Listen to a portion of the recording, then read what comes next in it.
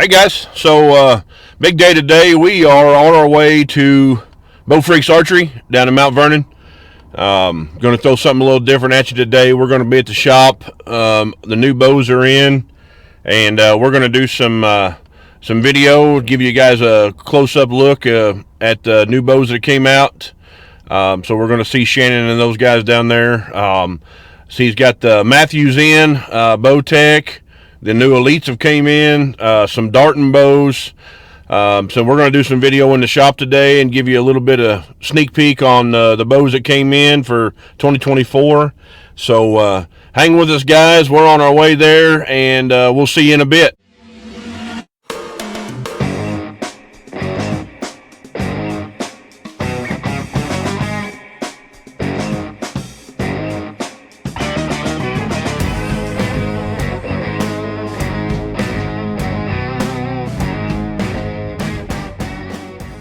There, so he's got the Mathews in, Bow Tech. The new Elites have came in, some Darton bows. So we're going to do some video in the shop today and give you a little bit of sneak peek on the bows that came in for 2024. So hang with us, guys. We're on our way there, and we'll see you in a bit.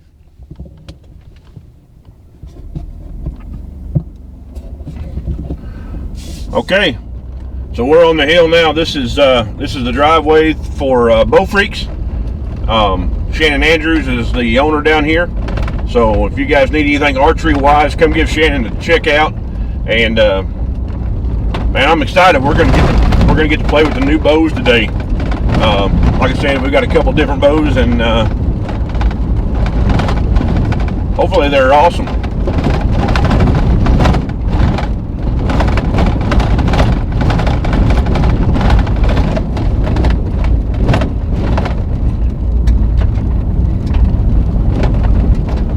Looks like there's already some people here checking out the new bows. So hang with us, guys, and we'll be in the shop here in a minute. Okay, guys, we've arrived at the shop down here. Great place, man. You get them down here, all your archery needs here.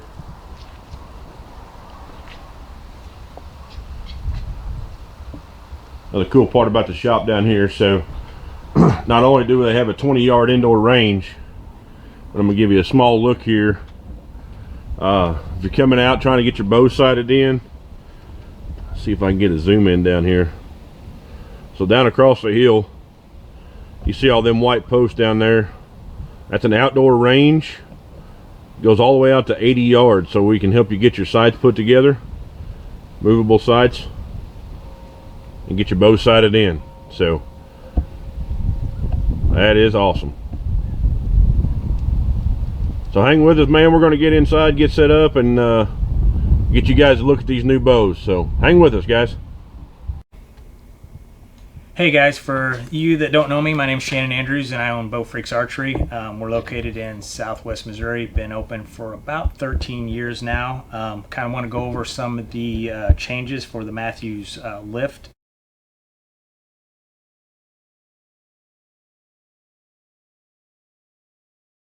This year, so we're going to start out with the 33 this year.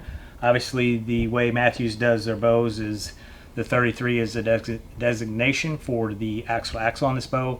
It's got a 6.5-inch brace height.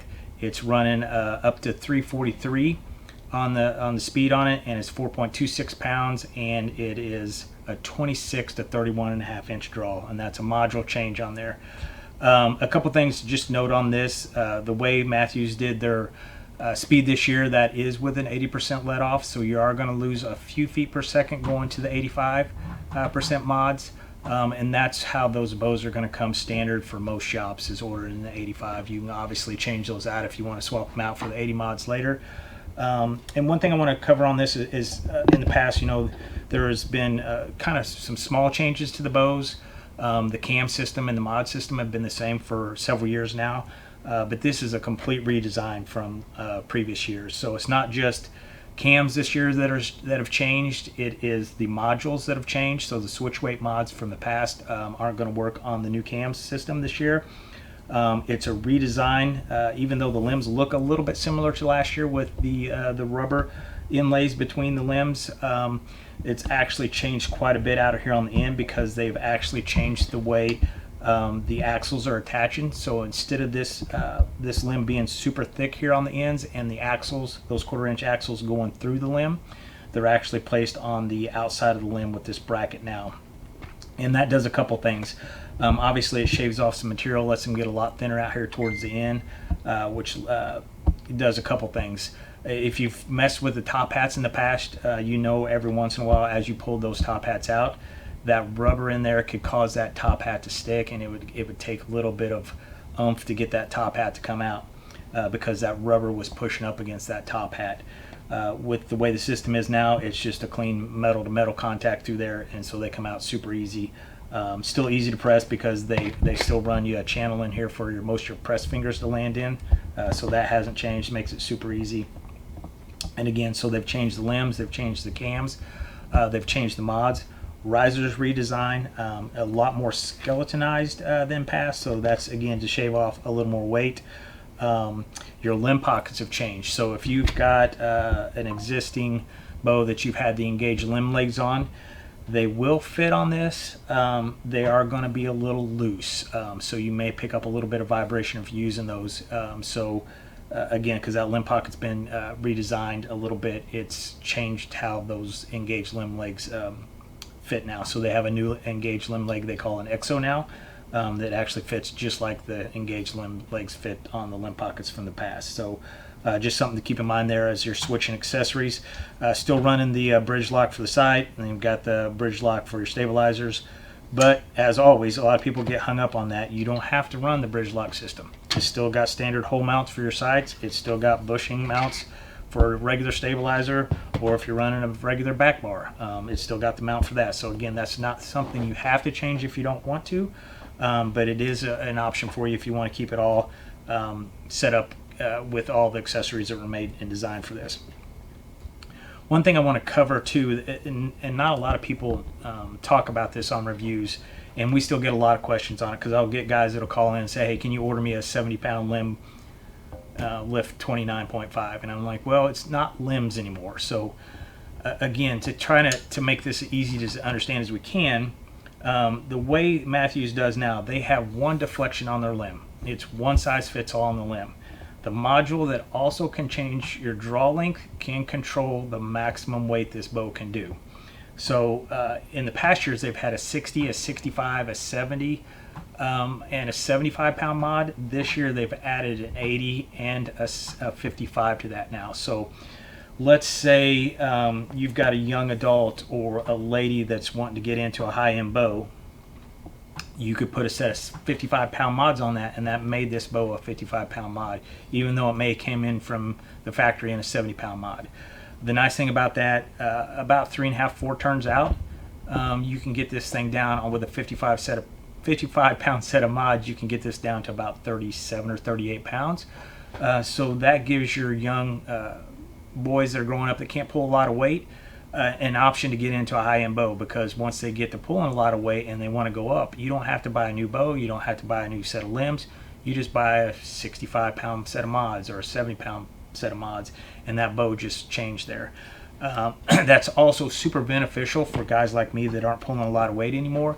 In the past, if I was to buy a 60-pound bow and then I went to sell it, my resale value is going to be a little less out there for me for opportunity to sell to, because not as many people want a 60-pound bow as they want a 70-pound bow. So now my 60-pound bow, if I want to sell this to somebody else and they want it to be an 80, it's 2 screws on one end, 2 screws on the other, I should say bolts, and put a new set of mods on it. Now that thing can be an 80-pound bow. So that really helps the resale, and it also helps with those people that are still growing as far as the weight that they can handle, by not forcing them to go to a different bow or buy some pretty expensive limbs at that point. So super beneficial having those switch weight mods. So again, the limbs are the same across the board on any of the mods, and it's literally the modules that are going to change the peak weight for any of the bows from Mathews that have the switch weight technology.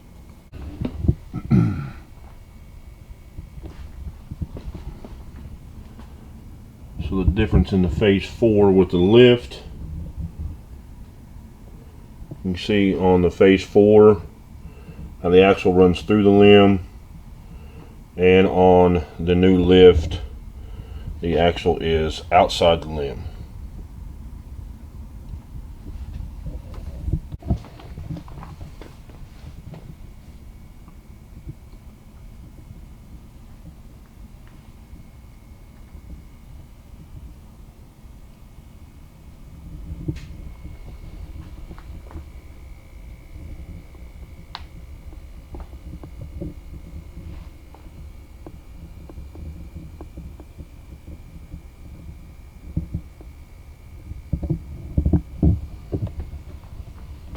Run it.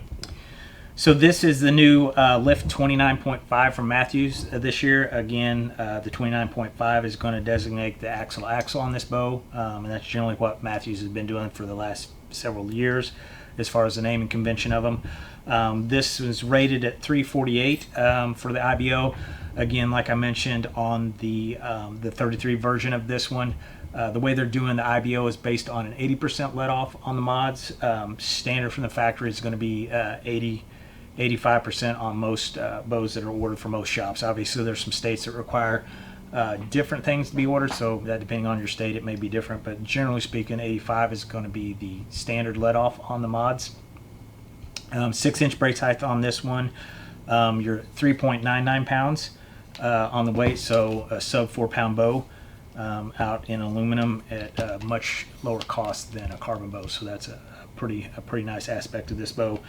And the difference on this one also is because it's shorter, using the same cam system, you're going to have a little different on the draw length. So where your 33 went from 26 to 31.5, your 29.5 is actually going to go from 24.5 to 30 on the mod. And just so you know the way their mods work, A is always going to be the longest draw length on the switch weight mods for Mathews, and they go out to J is the last one that they have. So again, easily adjustable on weight with your mods, as I mentioned previously in the 33. Your mods control your draw length and the maximum poundage on that bow, so it gives you a lot of flexibility as far as how many pounds you want to shoot it at.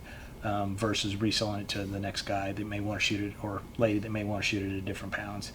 No requirement to change out limbs on it, because again, the limbs are standard, one deflection from them, and it's the mod that controls your draw length and your peak weight on that bow. So Mathews Lift 29.5. Okay, the next bow we want to talk about tonight is the Elite Ethos. Again, this is one that just launched for 2024.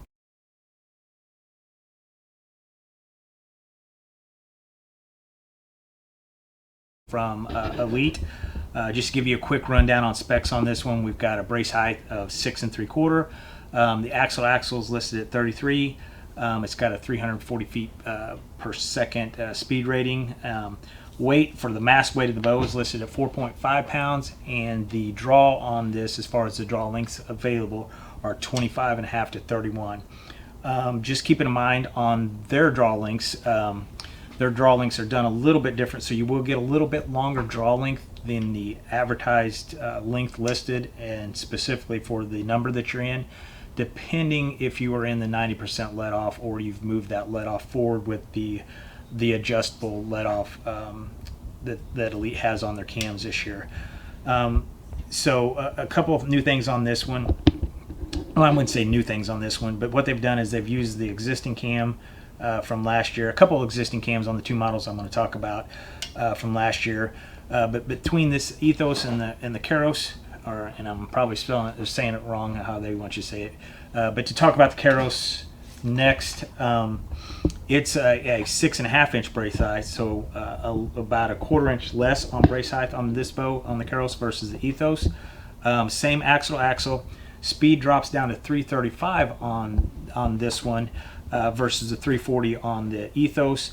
Both of them are 4.5 pounds, and a little shorter draw length on the Keros, and it is 24.5 to 29.5. So you lose about 1.5 inches of draw length on this one.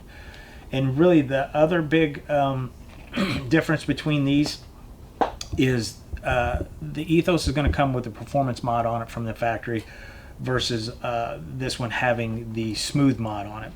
So the one that has a little shorter draw length on it and is a little slower is due to the difference in the mods that they have on it.